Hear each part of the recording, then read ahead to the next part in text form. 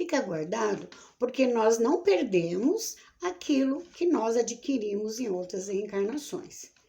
Embora por conta da reencarnação dele, ele não lembre daquilo. Mas quando ele retorna ao mundo dos espíritos, é como se ele, no estado de sonambulismo, é como se o espírito dele estivesse liberto.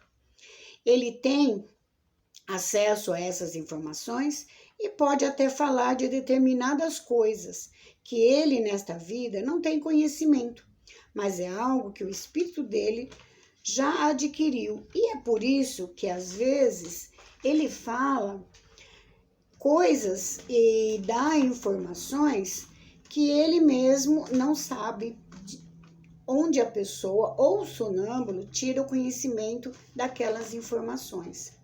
E o sonambulismo, gente, ele pode ser um sonambulismo espontâneo, natural, como ele pode ser também o que a gente chama de sonambulismo magnético ou provocado, que é quando as pessoas são de alguma forma por alguém que tem um caráter, uma facilidade para hipnotizar, que tem uma facilidade para que tem um magnetismo apropriado, que ele utiliza esse magnetismo para provocar o sonambulismo.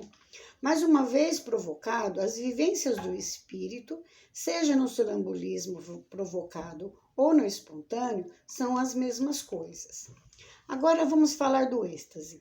O êxtase também é um processo de emancipação da alma, mas ainda maior do que no sonambulismo. O sonambulismo já é um processo maior do que no sonho. E o êxtase ainda é maior do que no sonambulismo.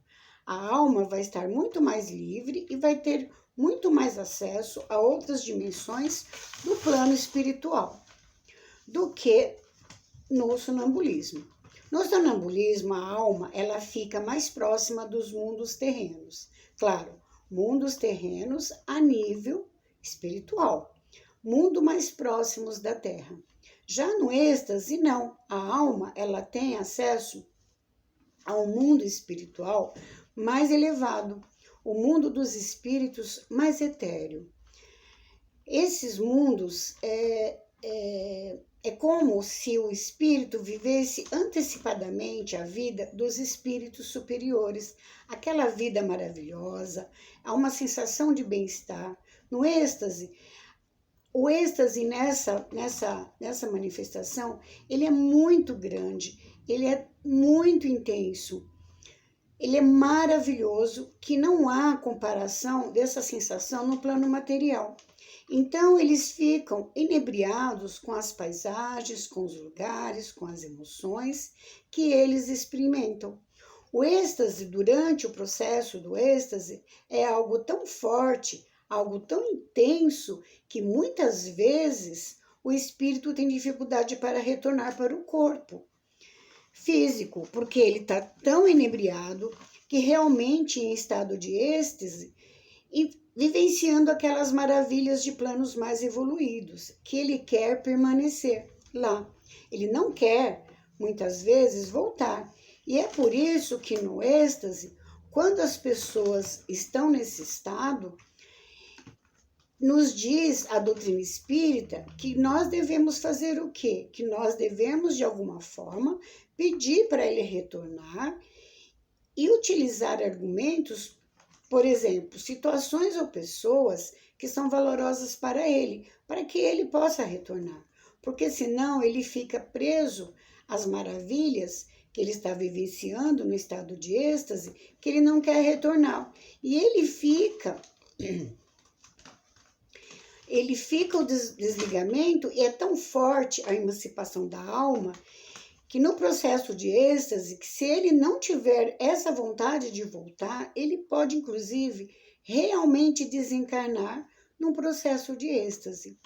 Há, inclusive, uma história, não me lembro bem se é na Revista Espírita, é uma situação dessa, que é justamente de um músico chamado Pergolesi. Ele teve acesso a um processo de êxtase. Inicialmente, inclusive, ele compôs uma música durante esse processo, mas posteriormente ele ficou tão maravilhado com aquela situação que em uma situação subsequente de êxtase, ele desencarnou. Então, no processo de êxtase, o que ele caracteriza, que é o processo de emancipação da alma, e é muito maior.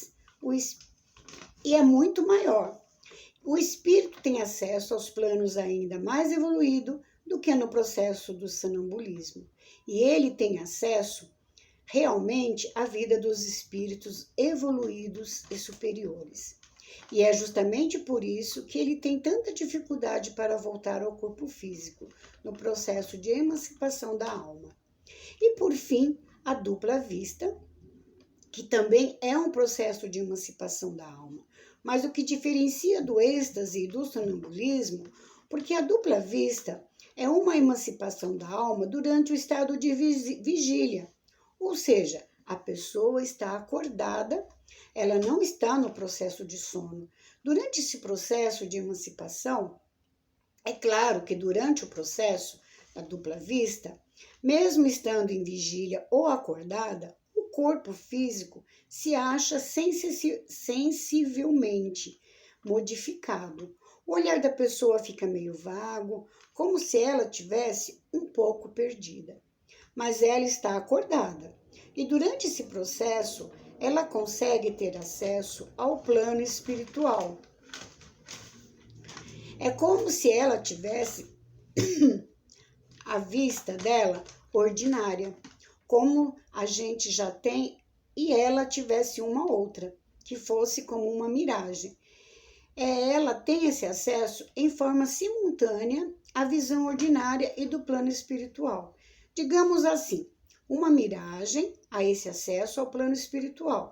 E durante esse processo de dupla vista, ela pode ter acesso, por exemplo, a pressentimentos, ela pode também ter acesso ao passado, o que aconteceu ou situações do futuro. Então, a dupla vista, na realidade, são os médiuns, porque os médiuns, quando eles entram no processo de transe, eles estão lúcidos, eles estão acordados e eles conseguem, através, por exemplo, da mediunidade, visualizar o plano espiritual ou ter um processo de vivência, e isso é dupla vista. Então, quando a gente fala dupla vista, a gente está falando dos próprios médiuns, que têm essa capacidade de acessar o plano espiritual no seu estado de vigília, quando eles estão acordados. Então, todos são processo de emancipação da alma, e mais diferem algumas características. E lembrando que o processo de emancipação da alma é um processo do próprio indivíduo. Por isso é considerado um processo anímico. Nada obsta que durante esse processo de emancipação de minha própria alma, eu tenha acesso ao plano espiritual e comunica-se com e traga, orientações ou as ideias, e isso passa a ser um processo mediúnico. Porque o que caracteriza a mediunidade, a intermediação do plano material com o plano espiritual? Então, através da dupla vista, do sonambulismo e do êxtase, se eu faço essa intermediação, esse fenômeno que é meu passa também a ser um fenômeno mediúnico. Seriam essas orientações e entendimentos sobre esses três fenômenos, e eu espero ter sanado as suas dúvidas. Eu agradeço pela atenção de quem parou um pouco essa vida maluca para me ouvir. E que todos fiquem em paz com Jesus em seus corações e que possamos estar aqui novamente na próxima. Que assim seja, graças a Deus.